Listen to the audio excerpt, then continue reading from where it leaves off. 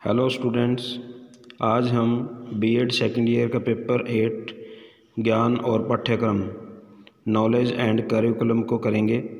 इसके अंदर जो फर्स्ट यूनिट है आपका जो क्वेश्चन बनता है पहले हम उसको डिस्कस करने वाले हैं। ये 3 क्वेश्चन रहेंगे आपके और तीनों लगभग सेम हैं, वो मैं आपको बता देता हूँ। शिक्षण क्या है, इसकी विशेषताएं क्या हैं और प्रभावित करने वाले तत्व, teaching characteristics and various causes which affect teaching. Second question है अधिगम क्या है, अधिगम की विशेषताएं और अधिगम को प्रभावित करने वाले तत्व। और तीसरा क्वेश्चन बनता है शिक्षा क्या है और शिक्षा के उद्देश्य, education and AIIMS of education, learning and characteristics and various causes which affect learning. तो ये 3 क्वेश्चन हैं स्टूडेंट, और तीनों का जो आंसर है लगभग सेम रहेगा, तो आप इसको थोड़ा ध्यान से देखेंगे। स्टार्टिंग में हम जब देखते हैं कि शिक्षण क्या है, शिक्षण टीचिंग के बारे में आपने थोड़ी सी इंट्रोडक्शन लिख देनी है। भाई शिक्षण क्या होता है कि 2 व्यक्तियों के बीच की अंतःक्रिया, जैसे एक अध्यापक और एक विद्यार्थी, दोनों के बीच की अंतःक्रिया। और शिक्षण का जो उद्देश्य होता है बच्चों, वो है विद्यार्थी के व्यवहार के अंदर परिवर्तन लाना। शिक्षण का उद्देश्य क्या है, विद्यार्थी के व्यवहार के अंदर परिवर्तन लाना। तो अभी इसकी थोड़ी सी डेफिनेशन आप लिख दोगे ना, उसके बाद में फिर इसकी करैक्टरिस्टिक्स आ जाएंगी। तो करैक्टरिस्टिक्स क्या बनेंगी, विशेषताएं। शिक्षण एक अंतःक्रियात्मक प्रक्रिया है। Teaching is N interactive process.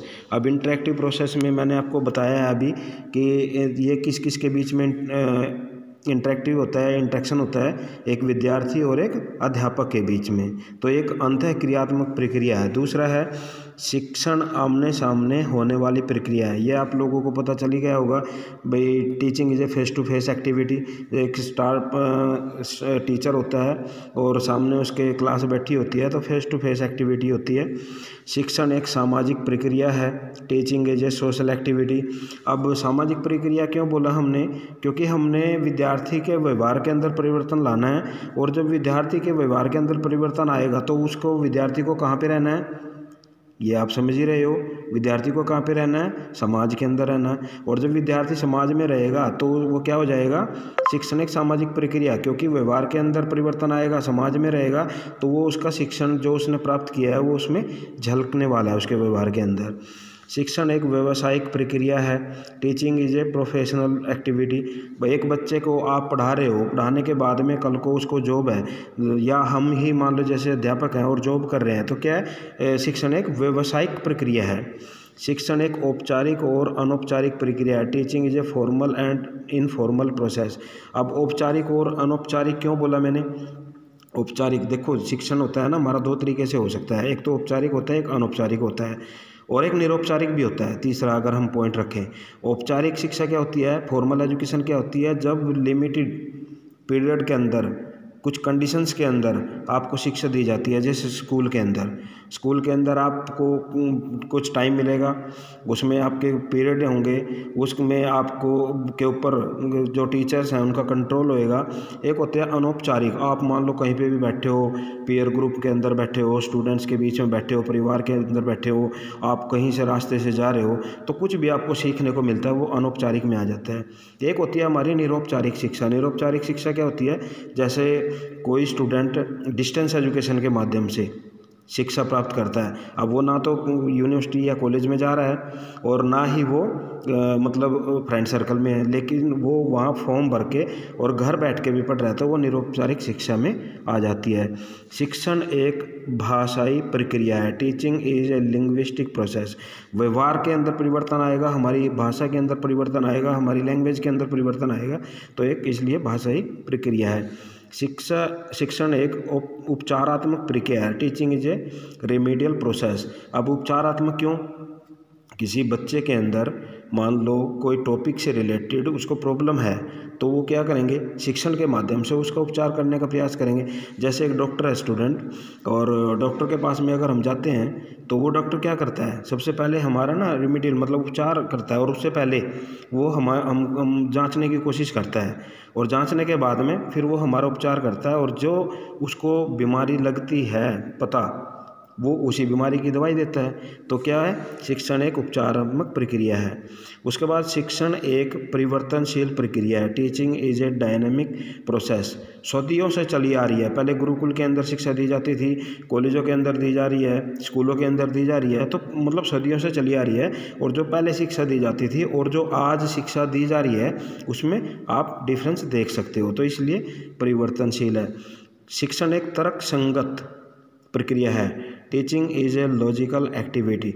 अब तर्क संगत प्रक्रिया, किसी भी बात को तर्क के माध्यम से समझाने का प्रयास करना, समझने का प्रयास करना, वो तर्क संगत के अंदर आ जाता है। शिक्षण एक विकासात्मक प्रक्रिया है। Teaching is A development activity. पीढ़ी दर पीढ़ी विकास होता जा रहा है। पहले आपने देखा होगा या पढ़ा होगा, बच्चे गुरुकुल के अंदर जाते थे, नीचे बैठते थे, चटाई के ऊपर बैठा जाता था और बच्चे ही खाना बनाते थे, ग्रुप बने होते थे।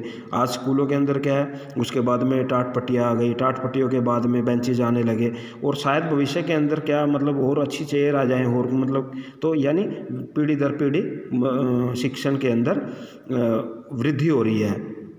उसके बाद शिक्षण एक त्रिध्रुवीय प्रक्रिया है। Teaching is a tripolar process. अब ट्रीपोलर पहले मैंने क्यों बोला, ट्रीपोलर के अंदर ना 3 चीज़ें आती हैं। एक तो शिक्षण के उद्देश्य, जो आप टीचिंग कर रहे हो उसके उद्देश्य क्या है। दूसरा उसमें पॉइंट आ जाता है भाई जो छात्र है उसके व्यवहार के अंदर परिवर्तन लाना है। और तीसरा शिक्षण प्रक्रिया इसमें शामिल होती है। तो ये 3 हमारे इसमें ट्रीपोलर इसलिए बोला है मैंने। उसके बाद शिक्षण से व्यवहार में परिवर्तन। Teaching changes the behaviour. अब आप स्टूडेंट जानते हो, अगर मान लो किसी के अंदर व्यवहार के अंदर परिवर्तन नहीं आता है पढ़ने के बाद भी, तो हम उसको क्या बोलते हैं, पढ़ा लिखा बेवकूफ़, पढ़ा लिखा मूर्ख। वो क्यों बोलते हैं, क्योंकि वो पढ़ा लेकिन पढ़ने के बाद में भी उसके व्यवहार के अंदर परिवर्तन नहीं आया, तो हम इसलिए उसको बोलते हैं ऐसा। उसके बाद शिक्षण कला भी है और विज्ञान भी। अब शिक्षण कला तो क्या है, क्यों है, क्योंकि पढ़ाना हर एक के बस की नहीं है, पढ़ाना हर एक के काबू में नहीं है, पढ़ाना एक कला है। और विज्ञान इसलिए है क्योंकि शिक्षण के अंदर आप सब जानते हो कि भाई आज डिफरेंट प्रकार के मेथड, टीचिंग एड्स यूज किए जा रहे हैं। तो शिक्षण एक कला भी है और विज्ञान भी है, इसलिए बोला है teaching is an art as well as science. उसके बाद शिक्षण निरंतर चलने वाली प्रक्रिया है। मतलब शिक्षण is a continuous, teaching is a continuous process, निरंतर चलने वाली है। मतलब जन्म से लेकर और मृत्यु तक लगातार चलती रहती है और कुछ न कुछ हम सीखते ही रहते हैं। उसके बाद समायोजन में सहायक, हेल्पफुल इन एडजस्टमेंट। अगर हमें समाज के अंदर अपने आप को एडजस्ट करना है तो हम शिक्षण मतलब प्राप्त करते हैं, शिक्षा प्राप्त करते हैं। और जब शिक्षण लेते हैं तो हम समाज के अंदर अपने आप को एडजस्ट कर पाते हैं। तो स्टूडेंट ये ना हमारे 15 पॉइंट्स हैं। और क्वेश्चन आपका आ सकता है भाई शिक्षण क्या है, उसकी विशेषताएं क्या है, प्रभावित करने वाले कारक, तो तब तो आप इसमें से 10 एक्सप्लेन कर सकते हो। मैंने आपको 15 करा दिए हैं।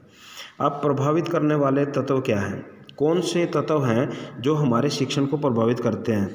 पहला क्या है, अध्यापक का स्वास्थ्य, टीचर्स हेल्थ। अध्यापक का स्वास्थ्य अगर मान लो अच्छा है तो वो बड़ी अच्छी टीचिंग करेगा। अगर अध्यापक का स्वास्थ्य है वो मेंटली भी हो सकता है, शारीरिक भी हो सकता है, मतलब फिजिकल भी हो सकता है। वो मतलब अगर मान लो स्वास्थ्य सही नहीं है तो कहीं ना कहीं उसका जो लेक्चर होता है उसके अंदर डिस्टर्बेंस होने वाली है। और जब डिस्टर्बेंस होएगी तो बच्चे के व्यवहार के अंदर जो परिवर्तन लाना है, बच्चे को जो सिखाना है वो प्रॉपर तरीके से नहीं सिखा पाएंगे। उसके बाद अध्यापक का दृष्टिकोण। अब अध्यापक का दृष्टिकोण 2 तरह से हो सकता है, टीचर्स एटीट्यूड, एक सकारात्मक पॉजिटिव और एक नकारात्मक नेगेटिव। अगर मान लो जैसे आपकी क्लास के अंदर कोई बच्चा है, अच्छा प्रयास कर रहा है और आप उसको बोलते हो बेटा आप और ज़्यादा अच्छा कर सकते हो, तो वो बच्चा और ज़्यादा अच्छा करने का प्रयास करेगा। लेकिन एक बच्चे ने मान लो थोड़ा काम किया और आप बोलते हो भाई तू तो कर ही नहीं सकता, तेरे से तो होगा ही नहीं, तो क्या होएगा, वहाँ नेगेटिविटी आ जाती है और बच्चे को भी लगता है जब टीचर ही बोल रहा है तो मैं कैसे कर पाऊँगा। तो यानी बच्चे अध्यापक का जो एटीट्यूड है वो भी प्रभावित करता है शिक्षण प्रक्रिया को। उसके बाद इन्वायरमेंट। अब इन्वायरमेंट मान लो आपका जहाँ स्कूल है, जहाँ कॉलेज है, और वहाँ पूरा शोर शराबा हो, फैक्ट्रियाँ हो, और मान लो तरह तरह की आवाज़ें आती हों, तो आपकी जो क्लासरूम है वो डिस्टर्ब होएगी। और एक बिल्कुल शांत वातावरण के अंदर अगर मान लो आपका क्लासरूम है तो आपकी पढ़ाई बड़े अच्छे तरीके से हो सकती है। उसके बाद कक्षा का आकार, साइज ऑफ द क्लास के अंदर बहुत सारे बच्चे बैठे हैं, वो प्रभावित करेंगे, शिक्षण प्रक्रिया धीमी हो जाएगी। बच्चे कम बैठे हैं, वहाँ बड़े अच्छी हो जाएगी। उसके बाद दृश्य श्रव्य सामग्री, ऑडियो विजुअल एड्स। किसी भी टॉपिक को समझाने के लिए आप कौन सी यूज कर सकते हो एड। अब ऑडियो विजुअल एड 3 प्रकार की होती हैं। एक तो ऑडियो जिसको केवल सुना जा सकता है, एक विजुअल जिसको केवल देखा जा सकता है। ऑडियो के अंदर मान लो टेप रिकॉर्डर, रेडियो। विजुअल के अंदर मान लो चार्ट, मॉडल, पिक्चर। और ऑडियो विजुअल यानी दृश्य श्रव्य जिसको देखा भी जा सकता है और सुना भी जा सकता है, जैसे टीवी, कंप्यूटर, इंटरनेट। तो ये सारी। अब मान लो किसी बच्चे को रेडियो के जरिए आप पढ़ा रहे हो और उसी बच्चे को अगर टीवी के जरिए पढ़ा रहे हो तो ज़्यादा सेंसेस हमारी कहाँ प्रयोग हो रही हैं? जाहिर बात है टीवी के अंदर। तो टीवी के अंदर हम देख भी रहे हैं, सुन भी रहे हैं, तो ये ज़्यादा प्रभाव डालने वाला है। उसके बाद शिक्षण प्रक्रिया, शिक्षण विधियाँ, टीचिंग टीचिंग मेथड कौन सा यूज कर रहे हैं? छोटे बच्चे हैं, प्ले वे मेथड यूज करो, ठीक है। बड़े बच्चे हैं, प्रोजेक्ट मेथड यूज कर सकते हैं, प्रैक्टिकल यूज होएगा उसमें। तो यानी शिक्षण जो विधियाँ हैं वो भी हमारे शिक्षण प्रक्रिया को प्रभावित करती हैं। उसके बाद शिक्षण संसाधन, टीचिंग रिसोर्सेज। आपके स्कूल्स के अंदर, आपके क्लासरूम के अंदर क्या क्या रिसोर्सेज हैं, क्या क्या संसाधन हैं। तो जितने संसाधन होंगे उतने ज़्यादा आपकी टीचिंग इफेक्टिव होने वाली है विद्यार्थियों। उसके बाद विद्यार्थी की प्रकृति। बच्चे की प्रकृति कैसी है? बच्चा शरारती है, बच्चा इंटेलिजेंट है, बच्चा कैसा है? बच्चा सीखने वाला है, बच्चा क्लास से बंक करने वाला है। तो ये विद्यार्थी की प्रकृति के ऊपर भी डिपेंड करता है। तो ये सब हमारे 8 पॉइंट हैं जो शिक्षण प्रक्रिया को प्रभावित करते हैं। अब मान लो क्वेश्चन आपका आ जाता है, अधिगम क्या है? यानी अधिगम मीन्स सीखना। अधिगम क्या है? अधिगम यानी सीखना।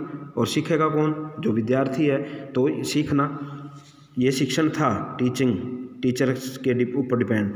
ये है विद्यार्थी के ऊपर डिपेंड। अधिगम जो विद्यार्थी के इर्द गिर्द घूमते रहेगा, तो अधिगम। अब उसकी जो विशेषताएं हैं लगभग ये सारी सेम रहने वाली हैं, अधिगम को प्रभावित करने वाले कारक लगभग सारे सेम हैं। वातावरण भी अधिगम को प्रभावित करेगा, अध्यापक का स्वास्थ्य भी करेगा, बच्चे का स्वास्थ्य भी करेगा, बच्चे का दृष्टिकोण भी करेगा, कक्षा का साइज भी करेगा। ये सारे के सारे जो पॉइंट्स हैं ये भी अधिगम के अंदर आने वाले हैं। उसके बाद है शिक्षा क्या है? शिक्षा क्या है?